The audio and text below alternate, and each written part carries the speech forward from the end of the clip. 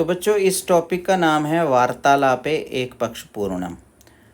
बातचीत में एक पक्ष को पूरा करो।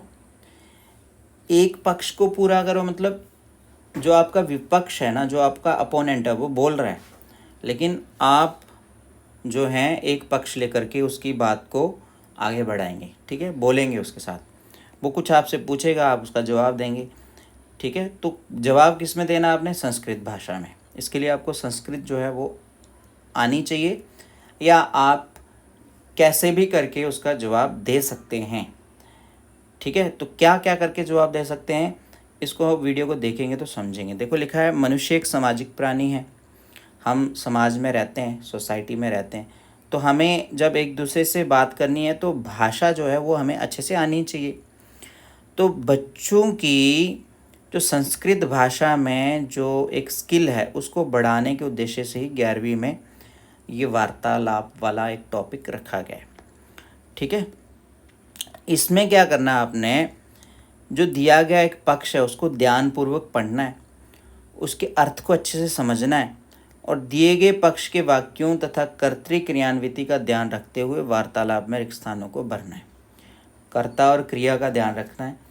अगर कर्ता एक वचन है तो क्रिया भी एक वचन की होगी। तो इन सब चीज़ों का ध्यान रखना है। जैसे हम पहले वाक्य बनाते थे ना, वैसा ही एक टॉपिक है।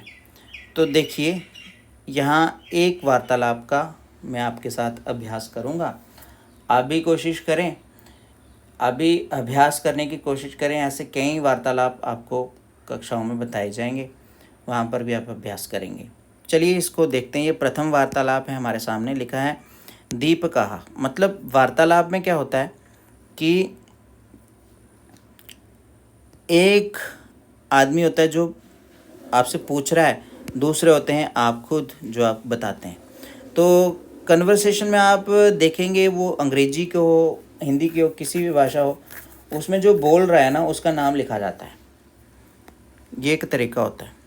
ठीक है, और इसमें ना कोई ऑप्शंस नहीं होते हैं, इसमें आपको खुद ही लिखना है। तो कुछ भी लिख सकते हैं, आपकी इच्छा है, पहले आप समझेंगे उसको। जैसे लिखा है दीपक, यहाँ कर रहा है मित्र, भवान कुत्र निवसति। मित्र का अर्थ तो आप समझते हैं, भवान होता है आप, कुत्र होता है कहाँ, निवसति मतलब रहते हैं।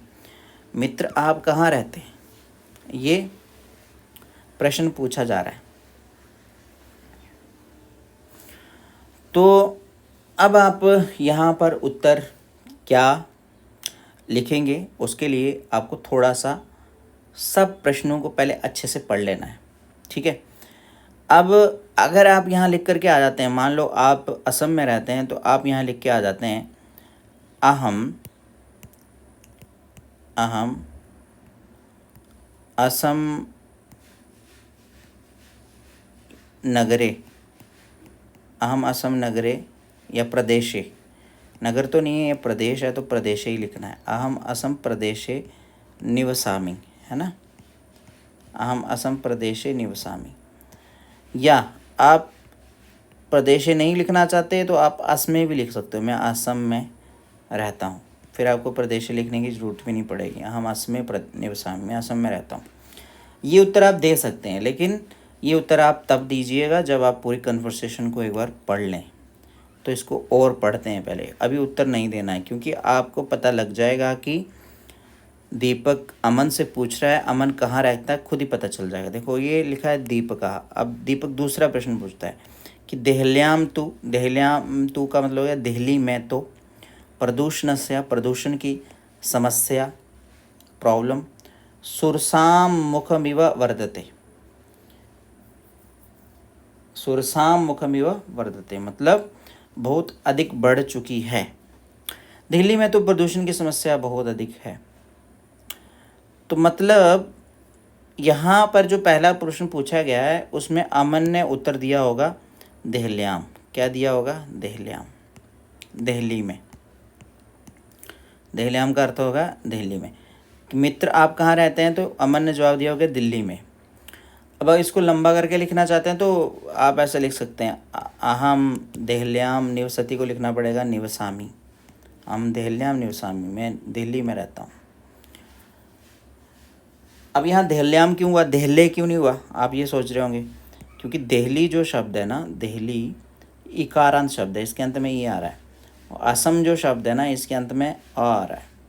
जब आ आता है तो आप इसको अस्मे लिख सकते हो। जब ई आता है तो इसको आपने अंत में ये जो ला है इसको आधा करके ई की जगह पे आपने याम लिखना पड़ेगा। यहाँ कोई भी शब्द हो सकता है, ठीक है। अब लिखा है तीसरा, जो दीपक पूछ रहा है वो क्या है, सत्यम मित्र।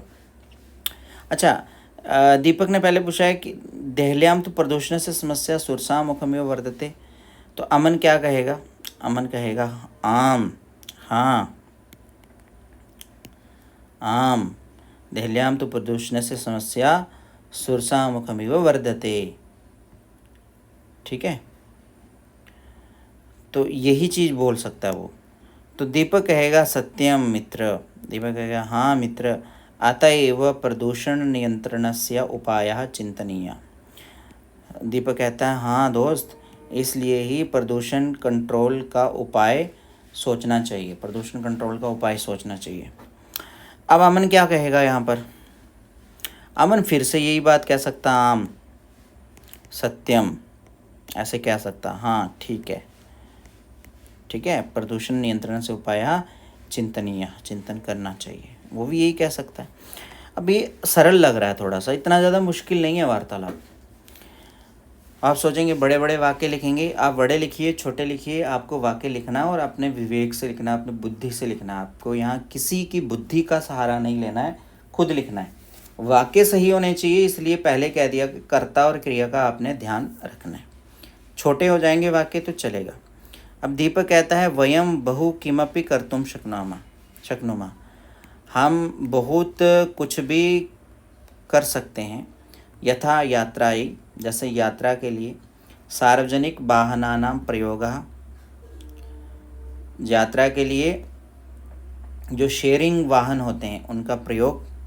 वृक्षारोपणम इत्यादि, पेड़ों को भी लगा सकते हैं। दीपक कहता है कि हम बहुत कुछ भी कर सकते हैं, मतलब बहुत कुछ कर सकते हैं। क्या कर सकते हैं? कि हम यात्रा के लिए जो है वो शेयरिंग बसेस का ज़्यादा यूज़ करें, अपनी प्राइवेट व्हीकल्स को खड़ा कर दें, और वृक्षारोपणम भी करें, पेड़ों को भी लगाएं। तो अमन यहाँ क्या कहेगा? अमन फिर से ये कह सकता, आम भगवान सत्यम उक्तवम, आपने सही बोला। या आप ऐसे भी लिख सकते हैं, आप सिर्फ आम लिखने से भी बात बन जाएगी, ठीक है, आम लिखने से भी बात बन जाएगी। या आप ऐसे भी लिख सकते हैं, आम इदम, ये उपायम, ये उपाय भी, इदम उपायम अपि, ये उपाय भी, सम्यक अस्ति, ये उपाय भी ठीक है। देखो, आप संस्कृत अगर अच्छे से लिखना जानते हैं वाक्य, तो आप बड़े बड़े वाक्य लिखिए। अगर आप नहीं जानते हैं तो बड़े वाक्यों में उलझे नहीं, छोटे छोटे वाक्य लिख के ही आप उतने ही नंबर प्राप्त कर लेंगे जितने नंबर आपको बड़ा वाक्य लिखने से मिलेंगे। तो बड़े वाक्यों में नहीं उलझें, छोटे छोटे वाक्य लिख देंगे तो आपका बात बन जाएगी। अब यहाँ दीपक कहता है सर्वकारः अपि स्वपक्षतः अनेकान उपायन करोति, सरकार भी अपने पक्ष से अनेक उपाय करती है। यथा सम विषम नियमानां प्रयोगे ही, ठीक है, सम विषम मतलब इवन ऑड नियमों का प्रयोग करके वाहन यातायातम न्यूनीकरणम, जो गाड़ियों का यातायात है उसको थोड़ा कम करना। आपने सुना होगा ना, ऑड इवन करके दिल्ली में स्टार्ट हुआ था। परम अस्माभिरपि विषये अस्मिन् स्वकर्तव्यम न विस्मरणीयम, लेकिन हमारे द्वारा भी विषय में, अस्मिन विषय, इस विषय में अपने कर्तव्य को नहीं भूलना चाहिए। तो अमन क्या कहेगा?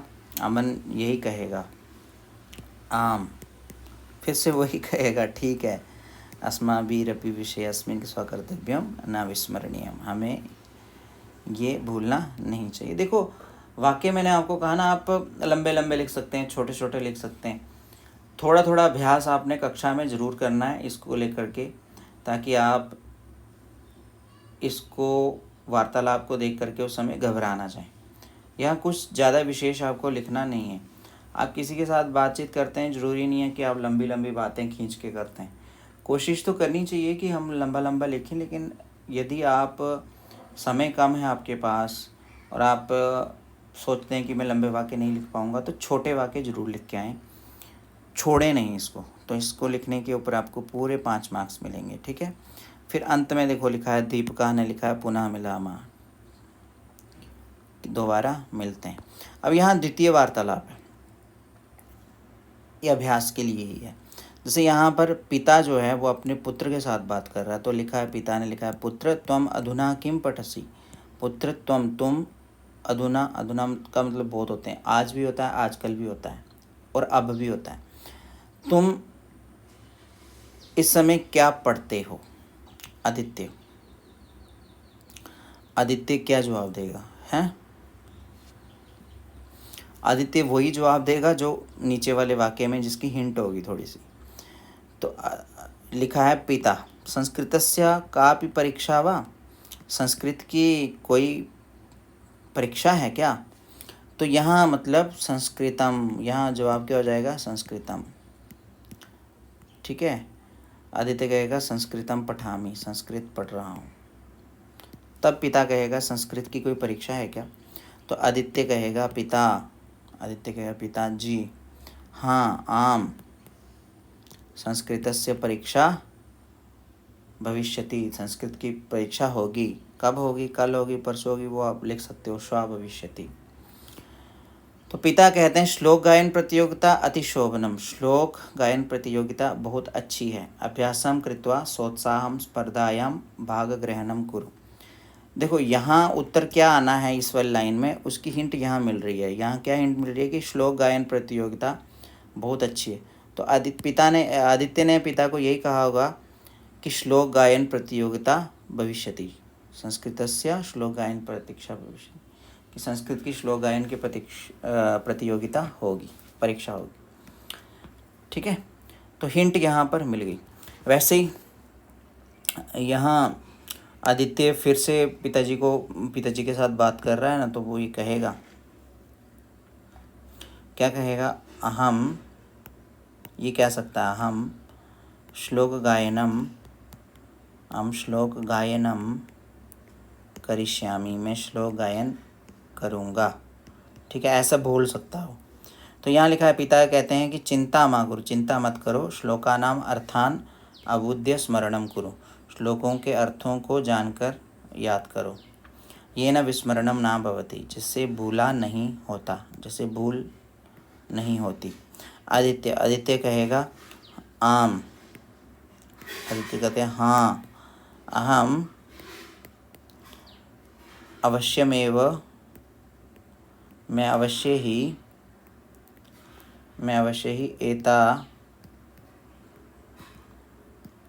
एतादृशः अभ्यासम करिष्यामः, मैं अवश्य ही ऐसा अभ्यास करूँगा, ठीक है। ये आदित्य ने जरूर बोला होगा। अब पिता कहता है कि ना जानासि, नहीं जानते, आगच्छ पुत्र अहम सर्वेषां श्लोकानाम अर्थान अवबोधयामि। तो मतलब इसकी हिंट यहाँ पर भी मिल रही है कि आदित्य ने कहा होगा कि मैं श्लोकों को तो जानता हूँ लेकिन उनके अर्थों को नहीं जानता हूँ। तो यहाँ पिता ये कहते हैं नहीं जानते, आगच्छ आओ पुत्र, मैं सारे श्लोकों का अर्थ बताता हूँ, सस्वर वाचनम च शिक्षयामि, और उसको गा करके शिक्षा भी देता हूँ। आदित्य जो है वो प्रसन्नता से सब श्लोकों को गाएगा और कहेगा धन्यवाद। इस तरह से ये द्वितीय वार्तालाप हो गया। ये हमारी इमेजिन के ऊपर ही निर्भर करता है कि हम आगे वाले को क्या जवाब देंगे, हमारी सोच के ऊपर निर्भर करता है। वो सोच कैसी है? वो सोच सकारात्मक ही होनी चाहिए, पॉजिटिव होनी चाहिए, नो वाली सोच नहीं होनी चाहिए, यस वाली सोच होनी चाहिए। इसलिए मैं आम बोल रहा हूँ हर जगह, ना नहीं बोल रहा। तो ये हो गया हमारे पास द्वितीय वार्तालाप। उसी तरह से तृतीय वार्तालाप होगा, चतुर्थ वार्तालाप होगा, ऐसे बार बार आप अभ्यास करेंगे तो इन्हीं वार्तालापों में से एक वार्तालाप आपको परीक्षा में आ जाएगा। तो ये वार्तालाप जो है वो PT1 में भी आ सकता है, PT2 में भी आ सकता है, ये मतलब इंटरनल एग्ज़ाम्स में भी आ सकता है वार्तालाप। तो इसका अभ्यास आप अधिक से अधिक करें ताकि आप इनका जवाब अच्छे से दे पाएँ, ठीक है। तो ये थी हमारी वार्तालाप संबंधित वीडियो। अब और भी बहुत सारी वीडियोज़ हैं, जैसे आपके पाठों में जो ग्रामर है वही आती है, या वो ग्रामर किस तरह से आती है, ग्रामर संबंधित भी प्रश्न होंगे, और पाठों के जो प्रश्नोत्तर हैं उनकी भी वीडियोस हम आपके सामने लेकर के आने वाले हैं, ठीक है। जुड़े रहो, देखते रहो और पढ़ते रहो संस्कृत।